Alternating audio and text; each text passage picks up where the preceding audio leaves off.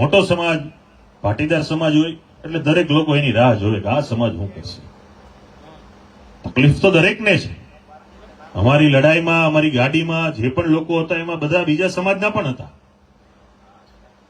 જે અમે ગયા અને સમર્થનમાં લોકો આવ્યા એમાંય ઘણા સમાજના લોકો હતા.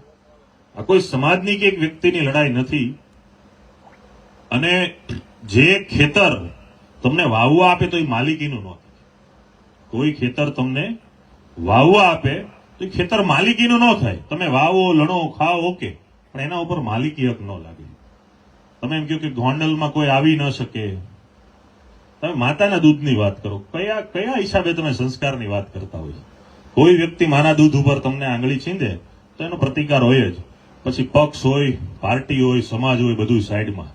સૌરાષ્ટ્રમાં કહેવત છે કે તમારા માને કોઈ પડકારે કે તમને કોઈ ગાળ આપે એ કોઈ ન ખાય, ગોળી ખાઈ લે. ગોળી ખાઈ લે અને કોઈ મા ઉપર કહે કે કોઈ ગાળ આપે એ સૌરાષ્ટ્રનો એકય સમાજ ન કરે.